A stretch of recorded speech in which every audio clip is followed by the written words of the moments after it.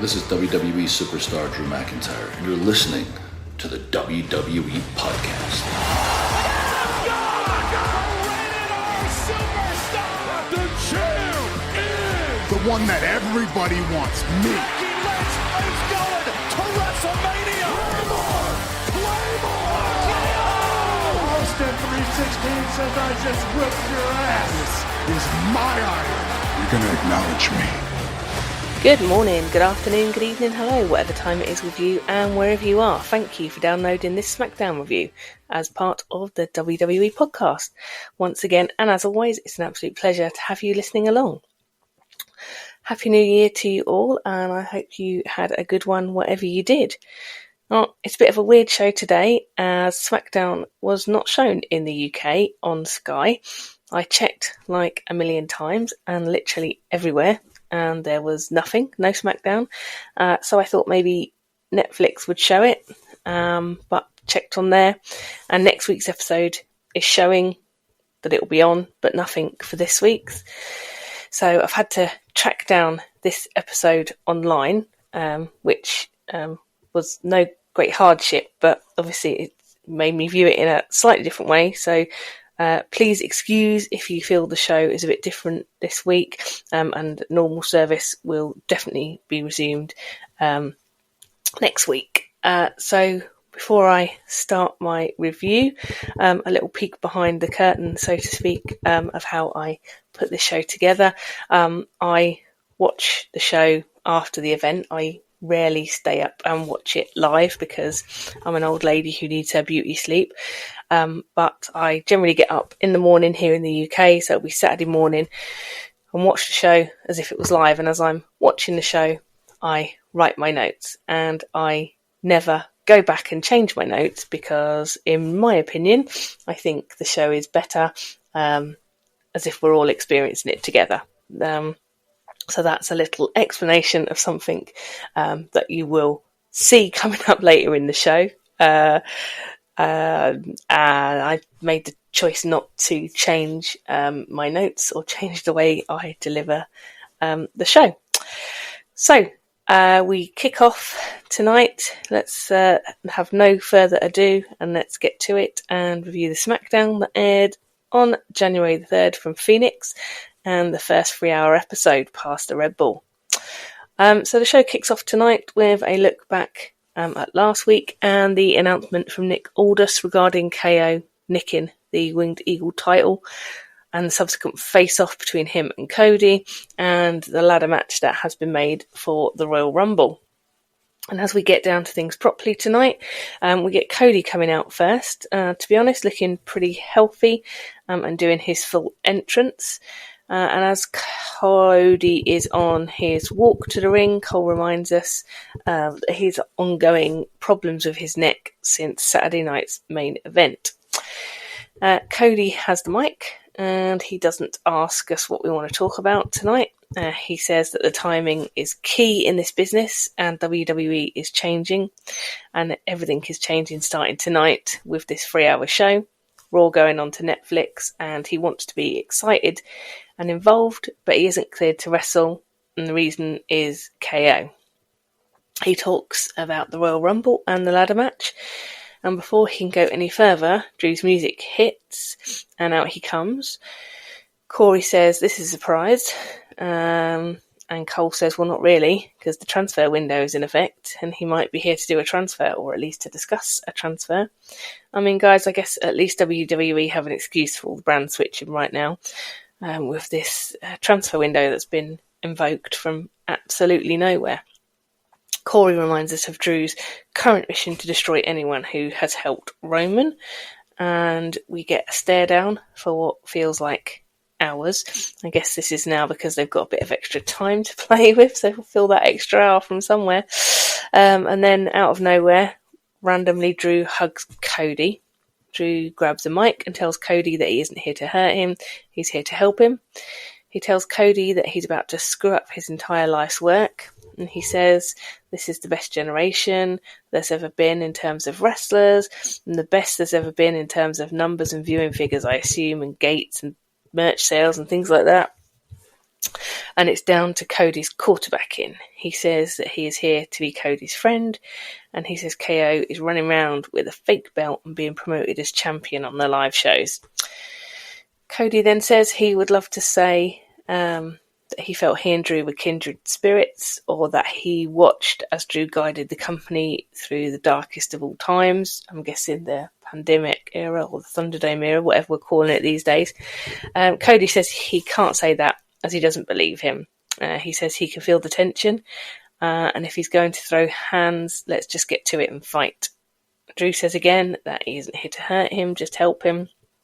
Tells him to watch his back, at which point KO comes in from nowhere and from behind attacks Cody. The two guys start to fight in the ring, but soon enough they're split up by officials, referees, and Cole reminds us that Cody isn't cleared to wrestle. So a pretty long opening segment tonight, what with Cody's always long and protracted entrance, and plenty of talking. A decent surprise having Drew show up, but what's his angle? This is what I'm thinking. Could he be working with KO, or at least sympathising with him? Why didn't he jump in and help Cody when he was attacked by KO, or at least make a clearer warning when he could see KO coming, which is curious. I'm not a Drew fan, honestly. So far, I'm quite happy personally for him to stay over on Raw and do his business over there. We now see tonight's arrivals, which is a cornerstone, it seems, of all WWE programming. Wrestlers arriving with wheelie luggage. So we get the new Bloodline, who will compete in a 6-man tag tonight against members of the OG Bloodline. And then Naomi and Bianca. So we get told Naomi is apparently the number 1 contender for Nia's title. Okay. And how did that happen? I know that Naomi got a pin on Nia a few weeks back, which is tenuous, but maybe that's why. Anyway, so we have Naomi tonight facing Nia for the women's title. We have Andrade up next versus Shinsuke. Not a match for the US Championship, but Cole says maybe a road to a possible shot in the future. So first out, we get Shinsuke, still super sinister and creepy. Really loving his new character. And then we get Andrade out, who thankfully gets a decent pop. Feel like he's finally getting over. He's done some great work since he's been back. Corey gives us a quick reminder of what happened last time they met, when Shinsuke had removed the turnbuckle padding, and it caused the victory. Off the bell, Andrade is straight on the attack, going up top, hitting a moonsault to the outside. Andrade remains in charge on a great roll and is looking good as he puts Shinsuke in the corner. But Shinsuke just explodes out, takes Andrade out with a big forearm, and they trade blows in the centre of the ring, with Shinsuke starting to take charge, goes to the second rope, hitting the knee in the face, goes for the pin, but Andrade kicks. Shinsuke goes to the turnbuckle and removes the pad. Because it worked once, why on earth wouldn't it work again? But this time Andrade manages to use that to his advantage, going for a cover off of a move into the exposed turnbuckle. Gets a close 2 count, and Andrade now up top and hits his absolutely beautiful double moonsault, and gets as a result a super close pin, like a 2.9. Andrade looks for the message, but Shinsuke counters. But Andrade comes back with a huge back elbow and another super close 2 count, another 2.9. Andrade has Shinsuke up top looking for a superplex, but Shinsuke manages to sneak out of Andrade's clutches and slams his face into the top of the ring post. Off that, Shinsuke hits the Kinshasa, and that's it. Lights out for a 3 count and a win for Shinsuke. I thought this was a great match. I didn't think Shinsuke looked that strong. at any point, really. Andrade had the upper hand most of the way through, so I like how WWE continue to build Andrade, and Shinsuke doing the bare minimum to skate through his matches, but the bare minimum is still pretty blooming good for him. As Shinsuke celebrates, LA Knight's music hits, and out comes the former US champ and starts to beat down on Shinsuke, which the crowd are completely loving. Knight grabs the mic and says that one way or another he is coming to collect his opportunity. Cole tells us that Knight is in a much better place and is more ready for Shinsuke this time round should there be a different match. So another match, there would be a different outcome. Backstage, and we get Pretty Deadly with Apollo Crews, and they tell him one thing they learned on the streets is that snitches do get stitches, which is hilarious because Pretty Deadly are incredibly posh, and when they say things like that, it just sounds funny. Crews says that everyone knew they were lying and that it was DIY that attacked the Street Profits. Then we get Legado del Fantasma come along, and they obviously have an issue with Pretty Deadly about the lying and saying that it was them that attacked the Street Profits, and they start to beat down on Pretty Deadly, but are pulled apart by Nick Aldis, or Oblivion the Gladiator as we still know him.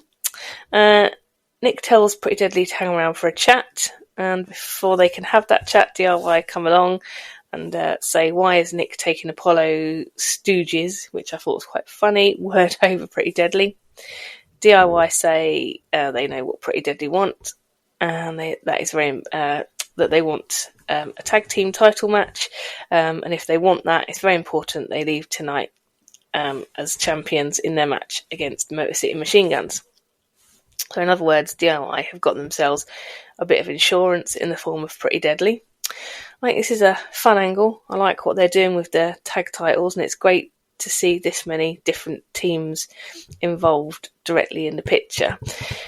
I'm not completely sure what they're doing with Apollo. They seem to just be randomly inserting him here, but maybe he's going to pull out a tag team partner from somewhere. Perhaps there's something in this transfer window. Perhaps there's an NXT call-up or something like that, but not hating it. Pleased to see Apollo getting some TV time, and hopefully he can be used rather than potentially released. Quick side note here. I've just noticed, was the ring mat always blue, or is this a new thing? I will go back and have a look at past episodes, but definitely thought the ring mat looked bluer tonight.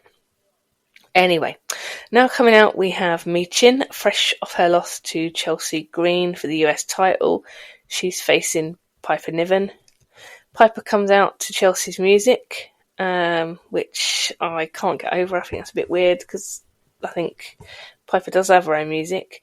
But out comes Piper to Chelsea's music, obviously with Chelsea, who, as a Canadian, is dressed head to toe in the Stars and Stripes, which, again, is quite funny. And we have Corey standing up, basically pledging his allegiance to Chelsea as the US title holder. As we kick off, Piper powers Michin into the corner, but Michin manages to use her speed and pull off some impressive moves, including Hurricane Rana on the outside, but Piper hits a sidewalk slam, taking over. Michin hits a bulldog on Piper, but Piper comes back with Michin back in the corner. She misses the cannonball. Michin regains control of the match with a cannonball of her own.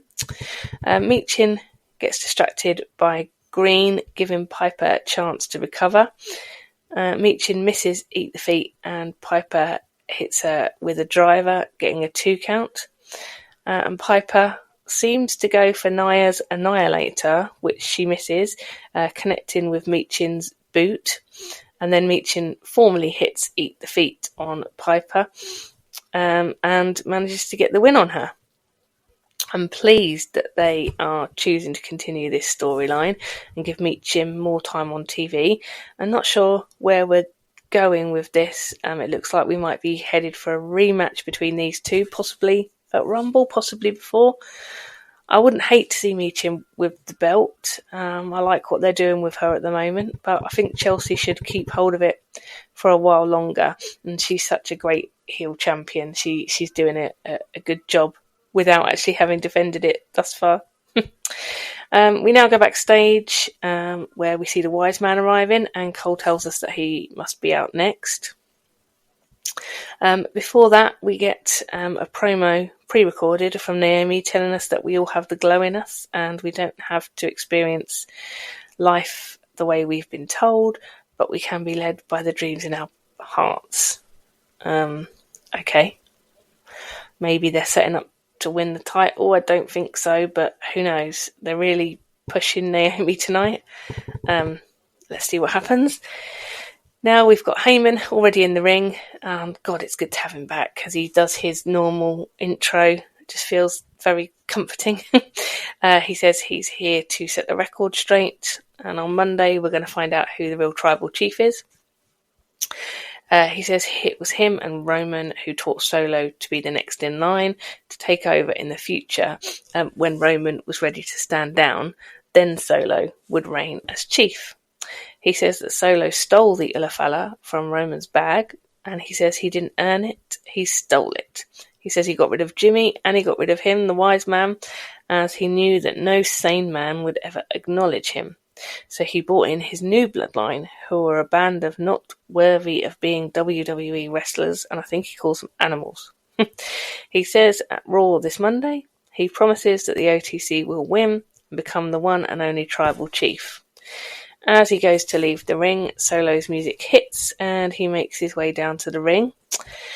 Alone at the moment, but I think everyone's thinking surely we've got Tama Tonga and Jacob Fatu hiding somewhere. As he stands in the ring opposite Heyman and the crowd chant for the OTC, Heyman says that he's about 10 seconds away from pissing his pants. Which I thought was so far line of the night. He says he knows that if he even blinks in the wrong way at Solo, he will call out the rest of the bloodline and he'll get put through the table again. Solo puts his hand out and Heyman hands over the mic. The crowd chanting Solo sucks, and he asks Phoenix to acknowledge him. As always, he gets a very booey reply to that.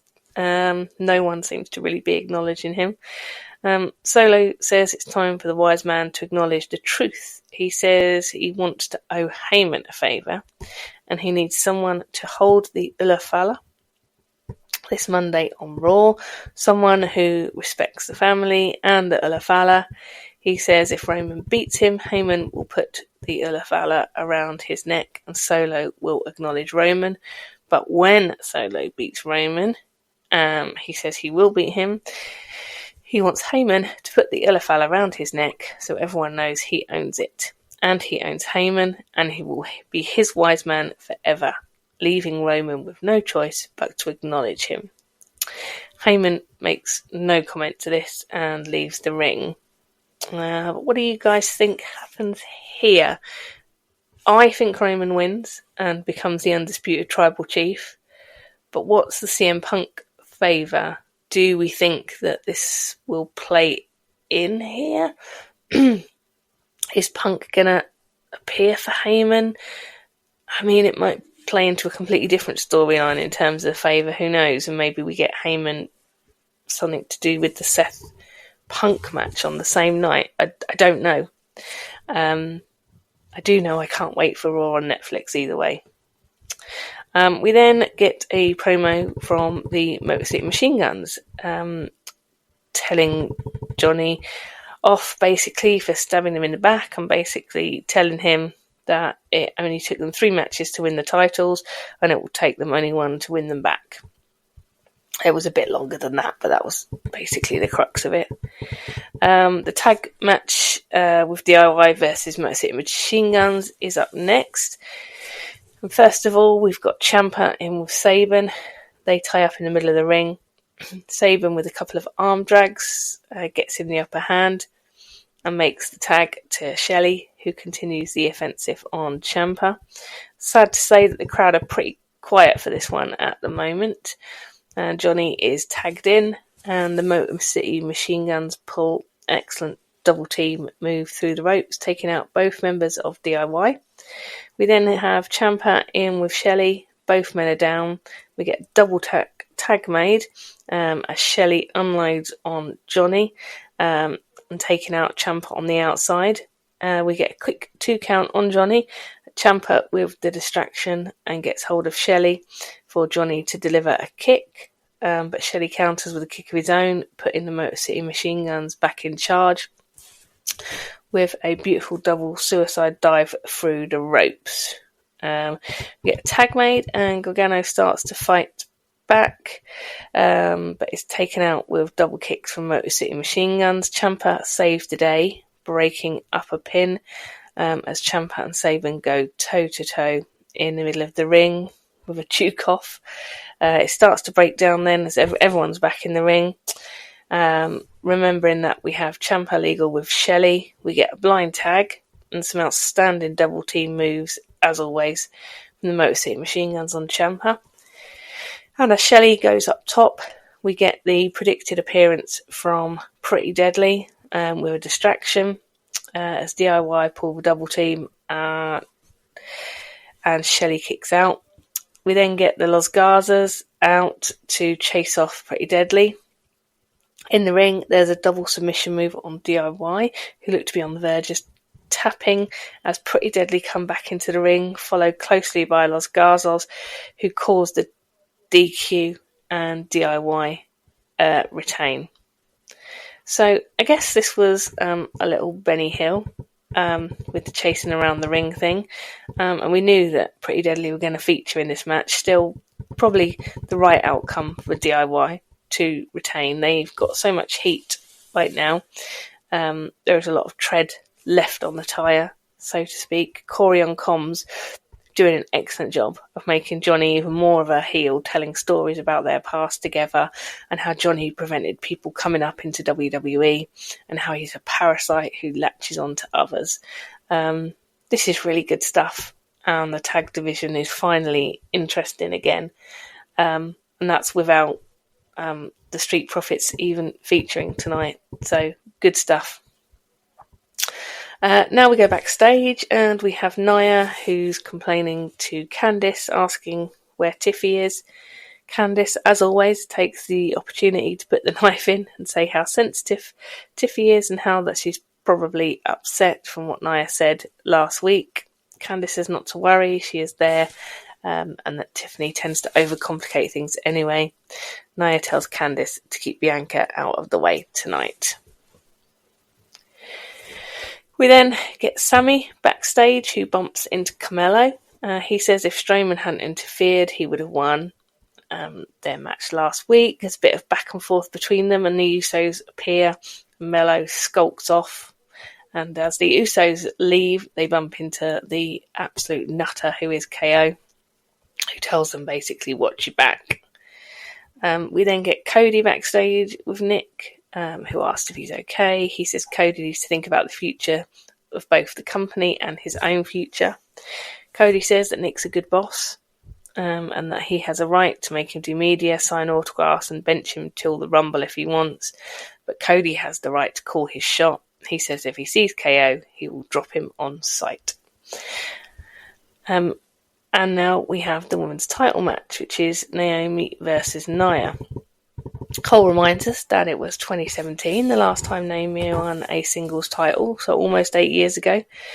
And they really are pushing Naomi tonight. It couldn't be, could it? I don't know.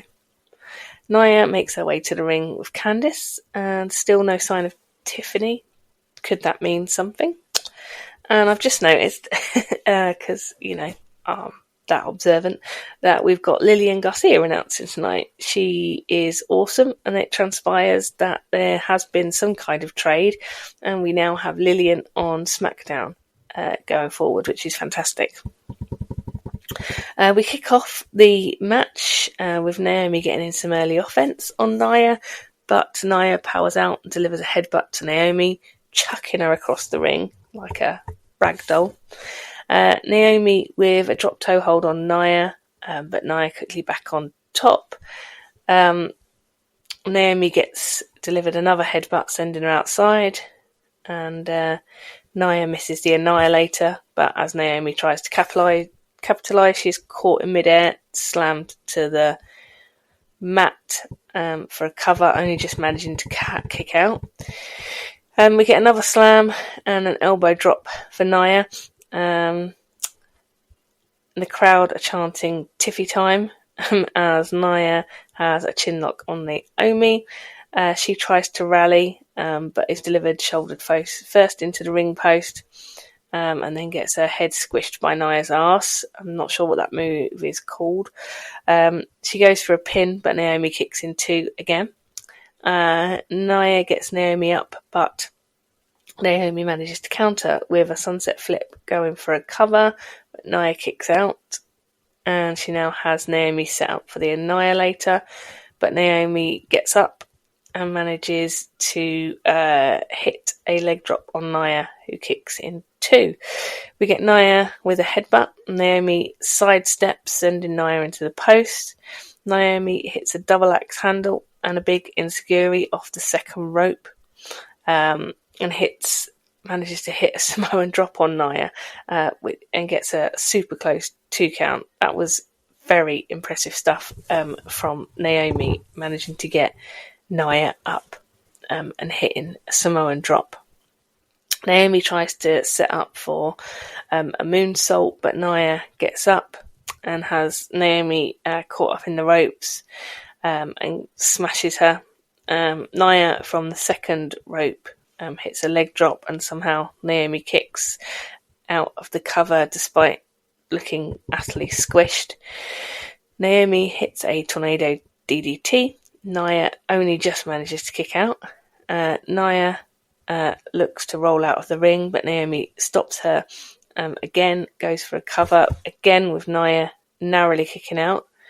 Naomi hits Blockbuster for another close 2, and Naomi's absolutely on fire here now. From the second rope, reverses the Samoan drop and another count, and then Naomi applies a submission move on Nia.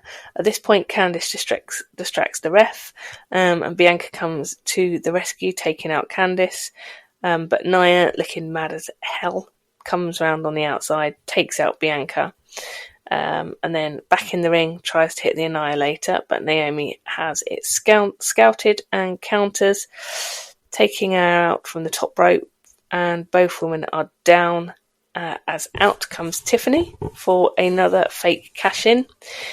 She wallops Naomi with the briefcase, and eventually Nia gets the win. So I thought this was a great match. Naomi was awesome, and there were at least 3 or 4 times when I was really thinking that she could get the win. It was absolutely fab. As you know, I'm no Nia fan, but she did great here, working really hard for this match. I did think when Tiffany came down that we were going to get an actual cash-in. Yes, I'm a mug, but again, we didn't. I'm not sure the Money in the Bank suitcase has ever been utilised as a long-term storytelling aid on the women's side, certainly this much before. And as frustrated as I am by the Will She roller coaster, I am enjoying this. So Naomi loses, but only via Healy shenanigans, and I wouldn't mind if she got a rematch, as this was quality. Okay guys, so here we go. As you can identify, this is the problem with writing notes live, and I chose not to change that bit because all of that bit was completely correct and true at time of writing. But as the heels are celebrating, Tiffany sends Nia back to beat down on Bianca some more, and as her back is turned, Tiffy attacks Nia with the briefcase and then takes out Candice. Bianca manages to hit a KOD on Nia, which is no mean feat, and Tiffany goes up for the prettiest moonsault, hitting it on Nia, gets the 3 count and wins. Oh my god. Get your crayons out, guys, and colour me surprised, and also delighted. Tiffy is champ, the crowd go nuts, and the pyro goes off. It's off the chart. I could not be more pleased. It's definitely Tiffy time, and long may she reign. I I was completely mugged off there. I, as you heard, had a little rant ready about how Triple H needs to get on with it and get her cashed in and stop the teasing. And then from out of nowhere, I didn't see it coming right at the end of the match. Bosh, there we go. Tiffy's champion. I'm happy and brilliant. Absolutely fantastic. So we now go backstage with Byron and LA Knight. We see LA Knight finishing up talking to Nick. He says that Shinsuke has hell to pay and that he will. Knight says he is paying back Shinsuke next week as he has a match for the title. Then it's on to the Rumble where he will win and main event Mania. Short and sweet and dare I say slightly random, but still, there we go. I can't see LA Knight winning next week, but think he is a good shout to win the Rumble and main event WrestleMania with a bit of luck. So now we've got tonight's main event. We've got the New Bloodline versus the OG Bloodline in a 6-man tag match. The New Bloodline are already in the ring as the OGs make their way through the crowd into the arena. Pre the bell, we have all the men getting into it in the ring. And we have the OG Bloodline taking early control before things really get started. As the bell goes, we've got Jay in the ring with Fatu.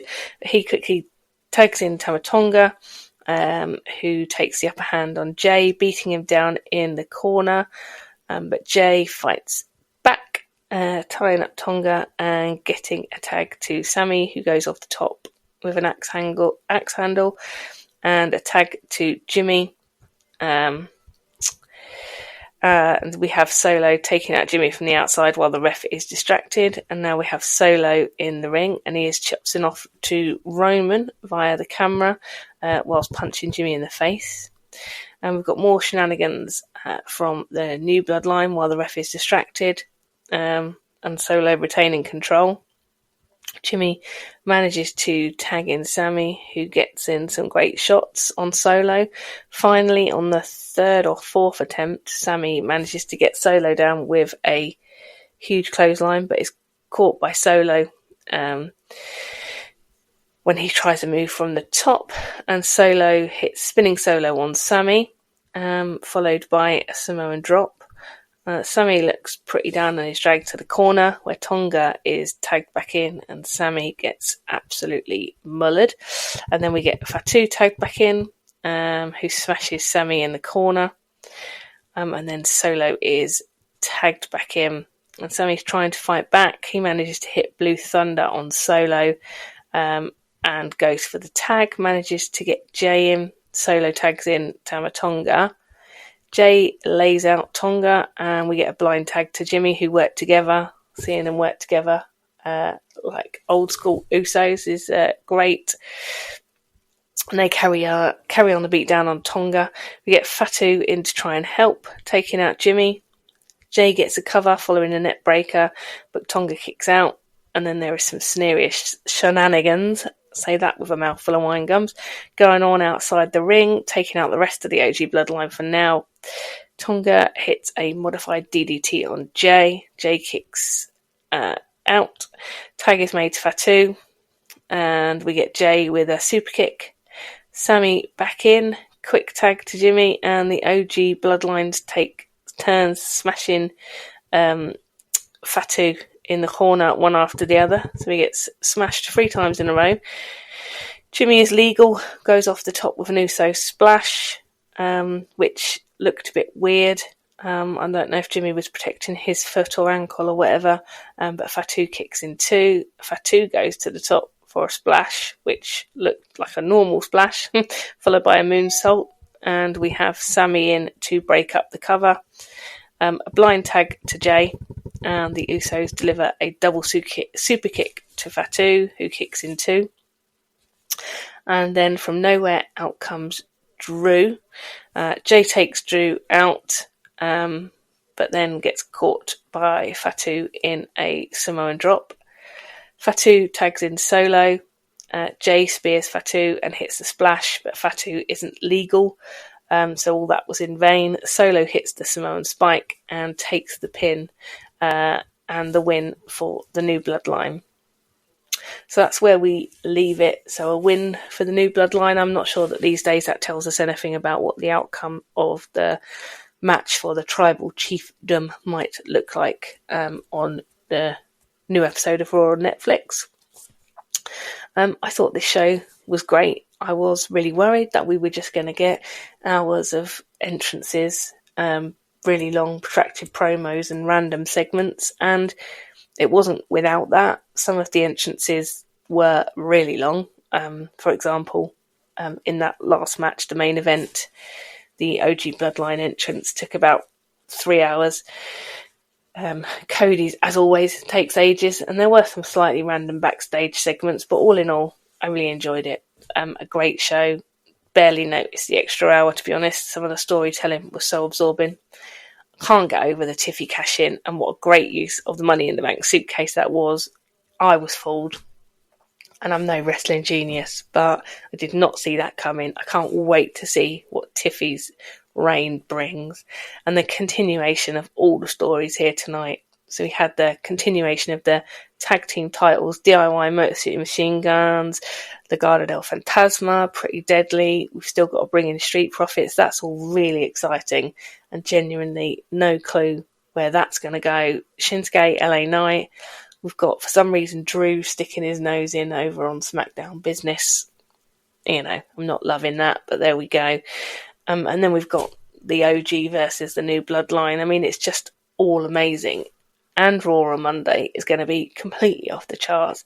What a time to be a fan of the WWE, guys. So, and that just about does it for this week's show. Again, apologies if it was a slightly different show to normal. Just have to mix up my routine and my recording and everything to manage to get the show down. But hopefully, especially for those of you possibly in the UK who haven't managed to watch SmackDown, I found it online. I just Googled and I found it on a site called Daily Motion. So if you guys want to see it, that's where I saw it. So that just does it for this week's show. As always, thank you for having me in your ears, and until next time, remember, be kind. Thanks for listening to the WWE Podcast. Don't forget to subscribe on your favorite podcast app so you don't miss a show, or head to WWEpodcast.com. And for all of these shows ad-free, head over to patreon.com/WWE Podcast. Until then, we'll see you next time.